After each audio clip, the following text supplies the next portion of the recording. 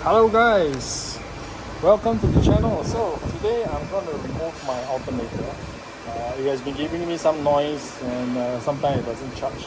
So today I need to remove all this, the intake, the belts and my throttle body and maybe the engine mount, because once I remove this I could be able to see the alternator which lives somewhere underneath there. I don't think you can see it. But I got a new one, I can show you. The new one is here. Right, brand new, spanking new. This is from the Netherlands. I ordered it online. And right, so I won't be able to film the whole thing because I don't have my tripod with me. So I will get on with it, and then on the way I'll just take some short videos to show you what I've done. Okay guys, see you. Bye.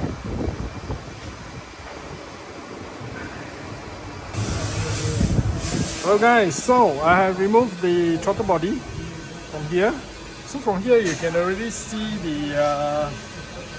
this alternator that is already here. So I have to unbolt the bolt there, which is just underneath this whole thing. So I continue to remove all this, then I can get access to it. Alright guys, so the manifold is out, you see, and this is the offending article, the alternator that lives beneath the power steering pump, mind block. So this is out, then I can continue with removing everything around here.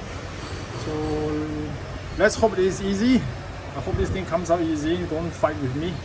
Alright guys, thank you. Right, good news guys. So the alternator is out, you can see, and it lives here, right under the water pump. And I'm quite lucky. This thing didn't really fight me at all. It just comes out as it is. So I'm quite lucky that this thing actually works well. And it's quite easy to take out. Right, so I should just continue. I think the new one should just go in as easy as this thing comes out. Because basically it just slots in with a bit of twist, and then you go in, if you can see. Basically it goes under the power steering pump here, and then we just slot it in on the top here. Well, the other thing is that the 4 bolts is quite long, like here, so the bolts will be the harder part to take out. So alright, I shall continue. And well, it's just past lunch, so yep, I'll take about 2 hours to take this out. Alright guys, see you. Right, now I'm going to put back the new alternator. It goes in like that, slot in. I hope it just goes in easily and it fits nicely. So yeah, so let's go. Right guys, so the alternator is in. It's a brand new one, so there's a bracket that is behind, so you're going to take out the bracket. And then the rest is just bolt in. I'm going to put the intake in, so the intake will go back. And then all the belts are lined properly and in their grooves. So this is the cut. Right. I have a special tool to remove the...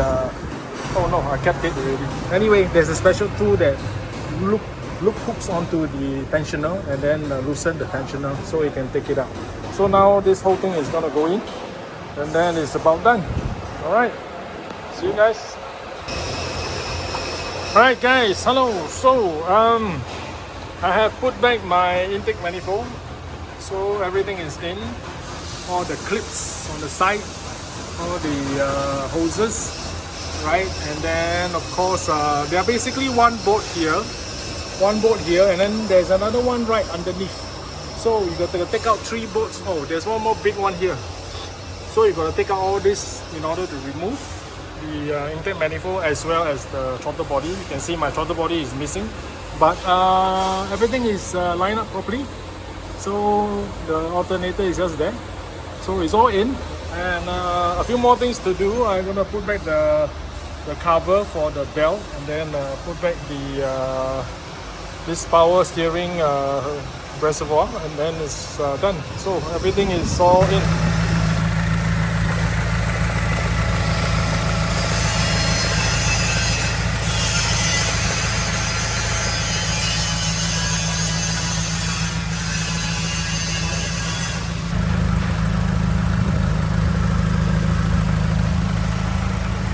Alright guys, so it is running and it is having good voltage. Everything is in, so I can show you. Right, everything is plugged back in. Everything is done. The alternator is right there on the inside, you can see. Now it is running and we have 14.5 volts, so it's charging well. Right, so this is a job done. It takes me about 4 hours. Right, so it takes me about 4 hours, and well, I did some other stuff inside, cable ties and everything. So keep it me on the inside and arrange the wires so that, because this is an old car, so there are some wire casings that has been disintegrated already. I can show you this one. Like this one is so I just wrap this with Tessa tape, right?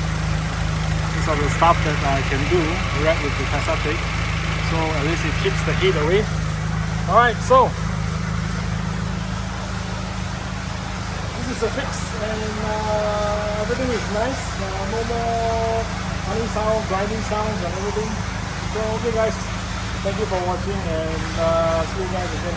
Bye bye.